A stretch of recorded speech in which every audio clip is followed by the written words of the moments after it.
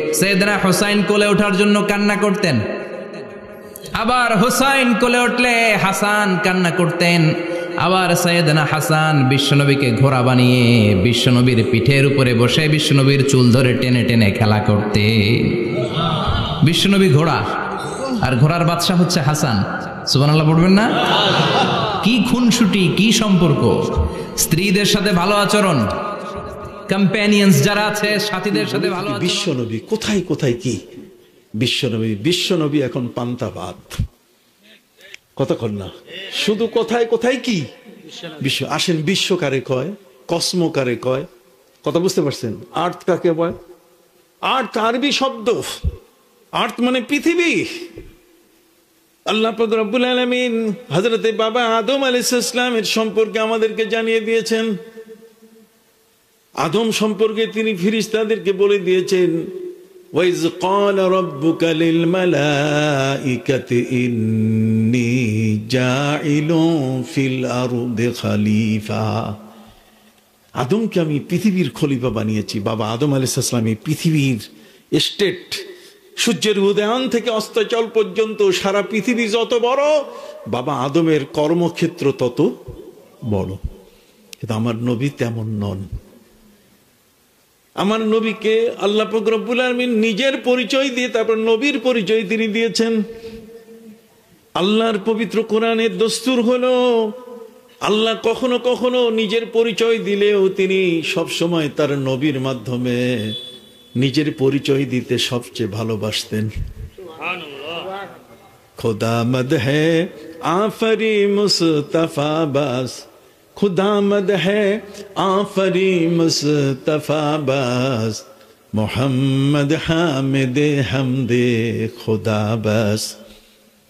আল্লাহ পাক রব্বুল আলামিন আমার নবীর শান এবং মানকে এত বড় করে দিয়েছেন, পৃথিবীর কোন মানুষ যদি আল্লাহকে স্বীকার না করে, কোন সৃষ্টি যদি আল্লাহকে আল্লাহ বলে না ডাকে, আল্লাহর কোনো আসে যায় না। আল্লাহ বলেন, যদি মুহাম্মদ সাল্লাল্লাহু আলাইহি ওয়াসাল্লাম যদি আমাকে আল্লাহ বলে ডাকে আমার জন্য যথেষ্ট।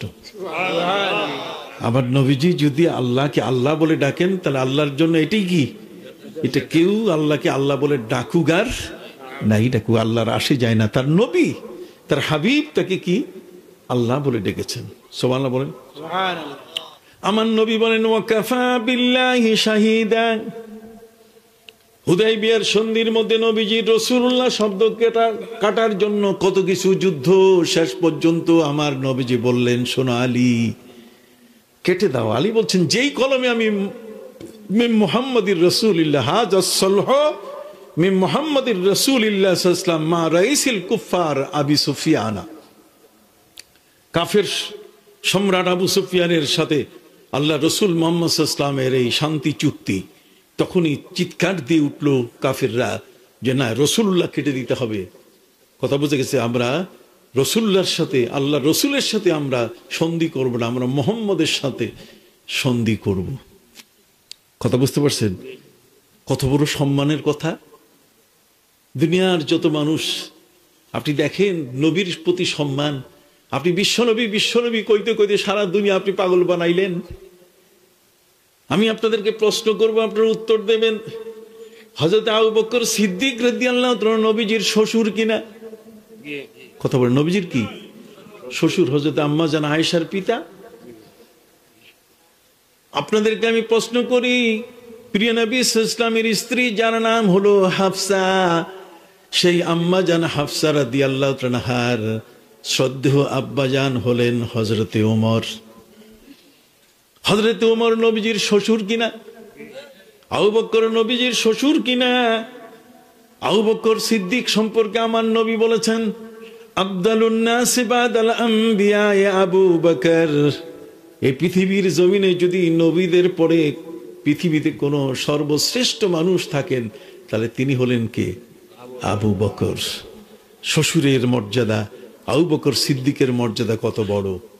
আর হযরতে ওমরে ফারুক রাদিয়াল্লাহু তাআলা আনহু, তিনি তো এমন যে 23টি ব্যাপারে আমার নবীর সাথে কোরআনের আয়াত নাজিল হতে গিয়ে তার সিনার মধ্যে ক্রস খেয়ে গেছে। হযরত ওমর জেনে ফেলেছেন সবার আগে। কথা বুঝতে পারছেন? সম্মানিত সুধী, হযরত আবু বকর আমাদের ঘরে যদি জামাই আসে, আমার ঘরেও জামাই আছে, আমি জামাইয়ের নাম ধরে বলি, তুমি কেমন আছো বলো তো? জামাই তুমি এদিকে আসো, জামাই তোমার বাবা কেমন আছে, জামাই তুমি এটি আমাকে দাও। শ্বশুর জামাইকে তুমি বলে কিনা? কিন্তু পৃথিবীতে যতগুলো বই পুস্তক আছে, যতগুলো কিতাব আছে, কোনো কিতাবের মধ্যে আপনি দেখাতে পারবেন না যে আবু বকর সিদ্দিক রাদিয়াল্লাহু তাআলা নবীজিকে কখনো জামাই বা তুমি বলে ডেকেছেন, বরং তাকে বলছেন ইয়া রাসূলুল্লাহ। ডাক দিছেন কি? আবু বকর সিদ্দিক শ্বশুর হিসেবে শ্বশুরের মর্যাদা ঠিক আছে, কিন্তু আমার নবীর মর্যাদা তার চেয়েও কোটি গুণে কি উপরে, যে কারণে আবু বকর সিদ্দিক রাদিয়াল্লাহু তাআলা আনহু নবীজিকে সবসময় ডেকেছেন কি? ইয়া রাসূলুল্লাহ। হযরত উমর ফারুক রাদিয়াল্লাহু তাআলা আনহু সবসময় ইয়া রাসূলুল্লাহ বলেছেন। ঠিক অনুরূপ ভাবে নবীজির দুই জামাতা হযরতে উসমান যুন্নুরাইন রাদিয়াল্লাহু তাআলা আনহু, হযরতে শেরে খোদা আলী রাদিয়াল্লাহু তাআলা আনহু কখনো আমার নবীকে অসম্মানজনক শব্দে কথা বলেন নাই। সবাই নবীকে বলছেন ইয়া রাসূলুল্লাহ। সুবহানাল্লাহ বলেন। ঠিক এমনি করে নবীজির অঙ্কশায়িনী, নবীজির বিছানার যিনি সঙ্গী ছিলেন, বিছানার সাথী যিনি ছিলেন, নবীর স্ত্রীগণ হযরতে আম্মা জান আয়েশা সহ, আমি চ্যালেঞ্জ করে বললাম হাদিসের যত কিতাব আছে আপনি খুলে দেখেন, আম্মা জান আয়েশা আমাদের স্ত্রীটা স্বামীকে পাইলে তুমি তামি যা আছে সব শুরু করে, এমন ভাবে নাম ধরে ডাক দেয়, ফজলু কই তুমি, মনে হয় মা ডাকতেছে, আসলে স্ত্রী। কি বলেন ঠিক না? সম্মানিত সুধী বন্ধুরা আমার, পৃথিবীর মধ্যে নবীজির কোন স্ত্রী নবীর নাম ধরে কখনো ডাকেন নাই।